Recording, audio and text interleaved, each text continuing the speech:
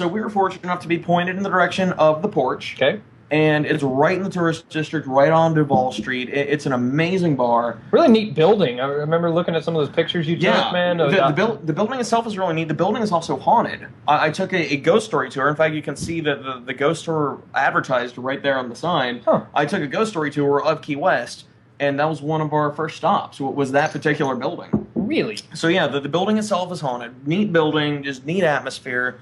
The guys who work there really know their beer, and we know this because they had bottles. I didn't tell you this, Kyle. They had bottles that they had consumed there at the bar, like just the bartenders and the owner. They had a bottle of Utopias. Oh. They had $200 beer, by the way. Not 2, but 3 bottles of 1989 Thomas Hardy's. Ooh. That apparently somebody just like lost in their house and gave to them about a year or two ago. Well, at that point, Thomas Hardy and those small bottles, they don't have a cork and they don't have any of the wax on the outside of it. You don't know what you're going to get. They said they were all amazing. Yeah, it's crazy. So the guys that work there really know their beer. They have, from what we can tell, most of their taps are rotating. They get in just whatever the distributor happens to have, because it's Key West. It's hard to get the same beers all the time if you're looking for good beers. So they get in whatever the distributor happens to bring them, it looks like.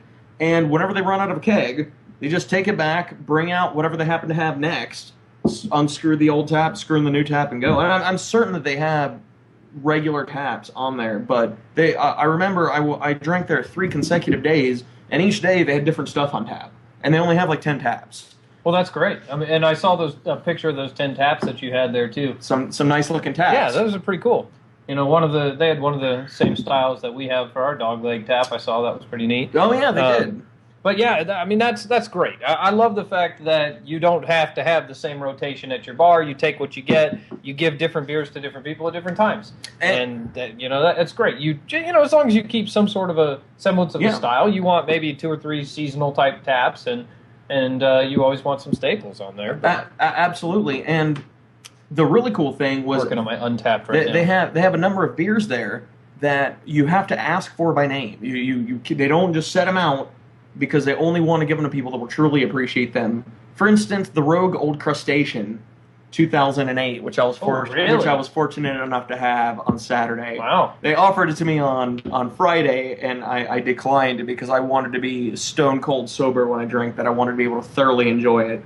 So, really neat bar, really good guys that really know their beer. I strongly, strongly recommend the Porch. And I know that we've got a few viewers in Florida. I know we've got viewers that go to Florida. Please stop by the Porch when you're in Key West, because it is an amazing bar. It truly is. We've got a very important request from one of our viewers. All right, let's hear it. They desperately need absolution, and we were wondering if there was anybody there who might be qualified to hear their confession. People think it's a joke, but I actually am an ordained minister, so let's go ahead and see what I can do for these people.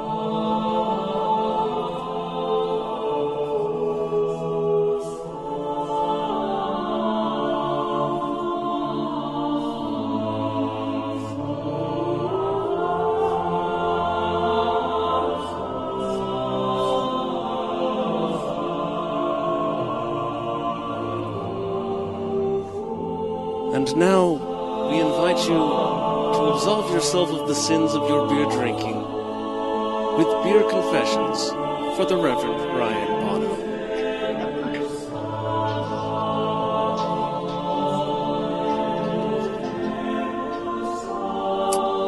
Reverend Bano, our viewer this week, he confesses that he is a fan of Milwaukee's Best. And not just the label art, but he actually drinks Milwaukee's Best. Oh, my son. Oh, this is bad news. Kyle and I join you every Monday, and we try to help you bridge the gap between frat boy and beer snob, but you'd rather bridge the gap between frat boy and homeless wino. Milwaukee's Best, also known as the Beast, is very heavy in adjuncts.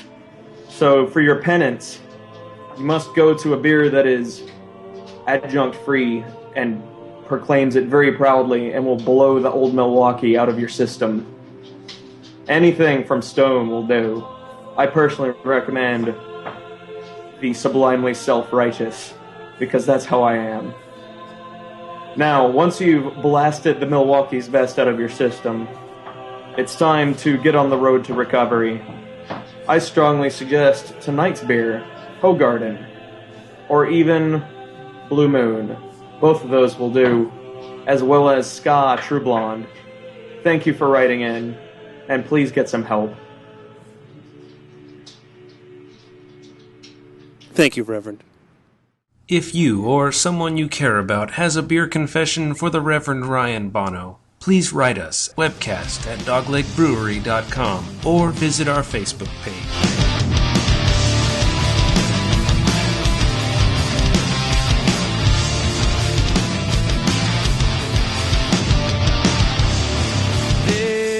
Agitation, frustration, the memorization of the things I'm gonna do to you.